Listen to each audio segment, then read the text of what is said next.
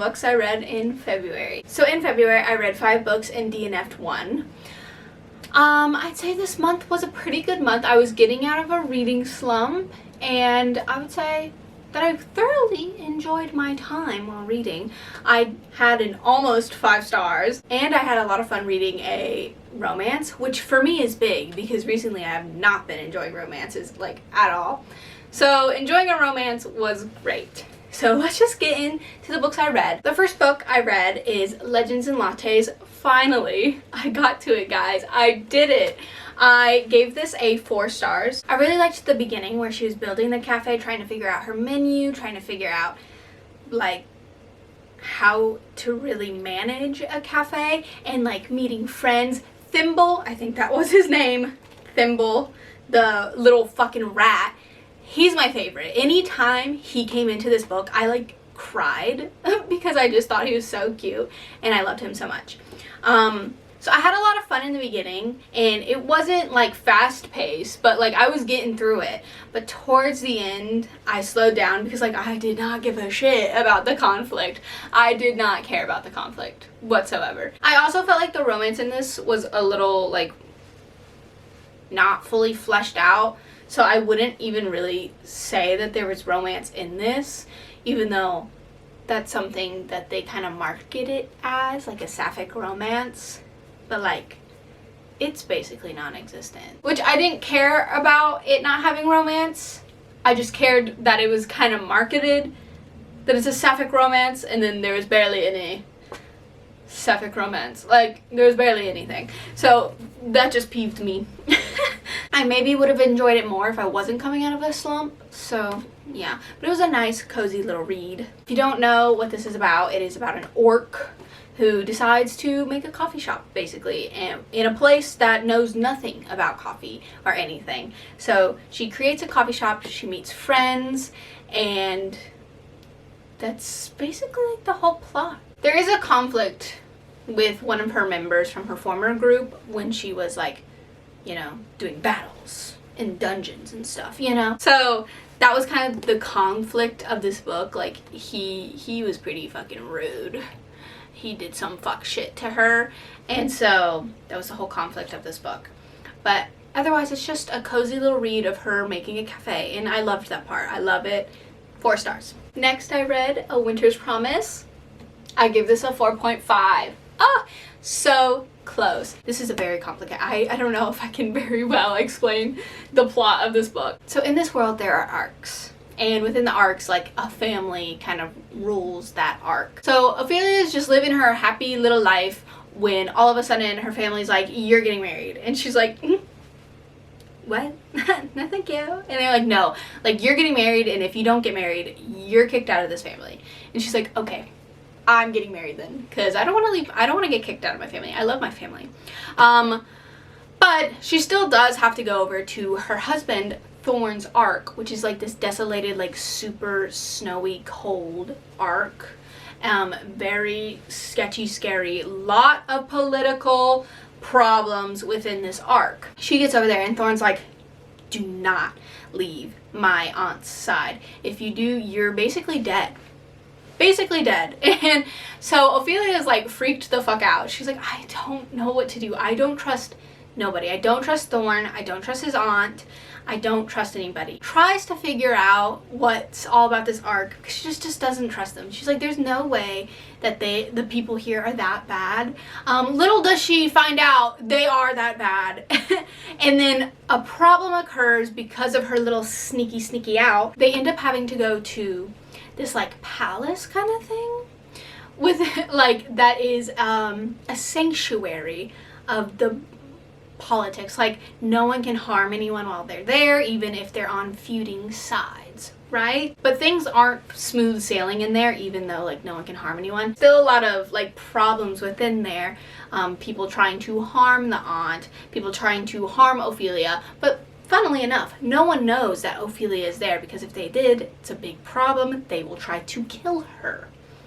So she has to protect her secret, protect her identity, and whilst being basically in the cave of lions, you know? So that's kind of the plot of the, I don't even know if I explained that well. This book is the plot is so hard to explain because there's just so much going on.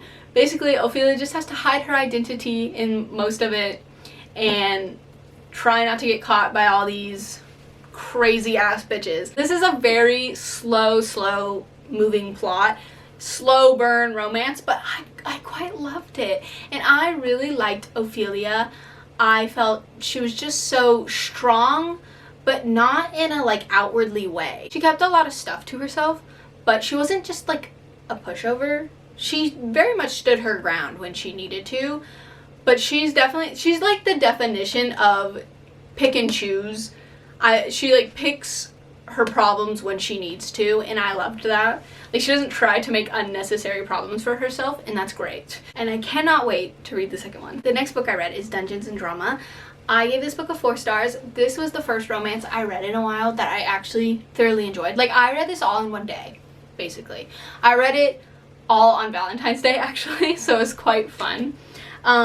I just felt like the two characters were so cute. The banter between them, not even just the banter, because like they weren't really fighting all that much, but just to see the friendship between them grow and them become just closer and closer, it was just so sweet. So this is about Riley. She got in trouble because she stole her mom's car to go to a Broadway show. She loves musicals. She wants to be a musical theater director. And because of that, because she stole her mom's car, she got in trouble and had to work at her dad's gaming shop. He's all about board games. D&D, that's the only board, Monopoly probably too. While she's there, she meets Nathan, who goes to her school.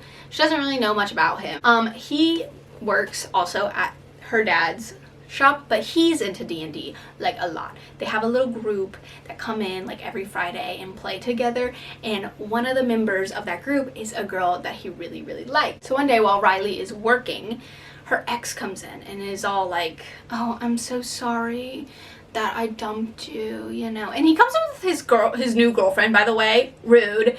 And he's just like all up in her business, like, "I'm so sorry I broke up with you. You must be so sad." And she doesn't want to seem like she's so sad in front of him, which she's really not, honestly. And good for her, because that man was gross. And so she just off the top of her head is like, "No, I'm like dating someone, so yeah, I'm totally like not sad. It's okay." And he's like, "Who?" Funnily enough, the only name that comes to her head is Nathan. So she says Nathan, and they start fake dating, basically. They fake date so she can prove to her ex-boyfriend that she has a boyfriend. They also want to make the girl that Nathan likes jealous, so they kind of do this little fake dating thing. And it was so cute. Loved it. This is definitely a book I think I'll reread because I just thoroughly enjoyed it so much.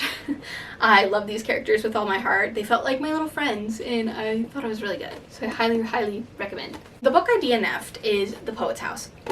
I wanted to look at this cover. Like, it's so cute, and I heard this was good for Pisces. I'm a Pisces, so I really wanted to enjoy this. It was just so slow, and not slow. The main character was so utterly boring. She had no personality whatsoever. This is basically about this one girl who was a gardener for this poet, and then I don't know how, but she just kind of ends up running into them a lot, and then the poet is like, "Why don't you start coming to my house for these things?" And she's like, yes, please. You know, she's like weirdly obsessed with her for not much of a reason, I feel like. And yeah, she just starts hanging out with them. I didn't get too far into the hanging out part, but I got so annoyed with the main character like sucking up to this poet so much that it was like really creepy and gross and weird.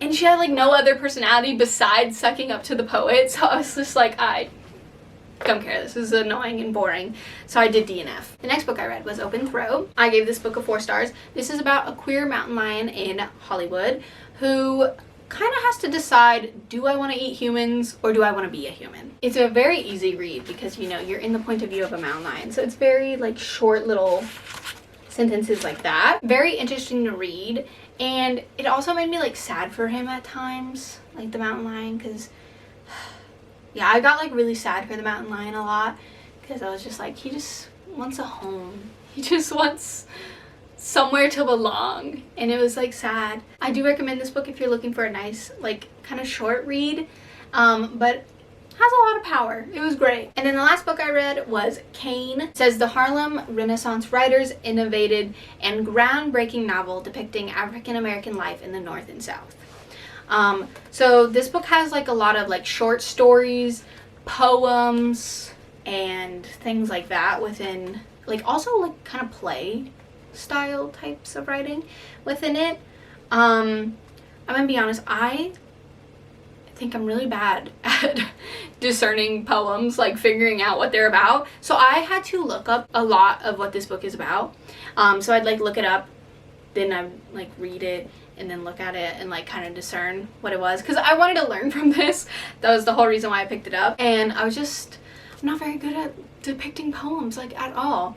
I'm not gonna rate this because I don't really like to rate classics all too much. They're classics for a reason. Like I said, I just don't think I am the person to talk much on this book, because I just wasn't able to kind of figure out what was going on by myself. I had to read other people's comments on the poems and on the stories and stuff to really understand them.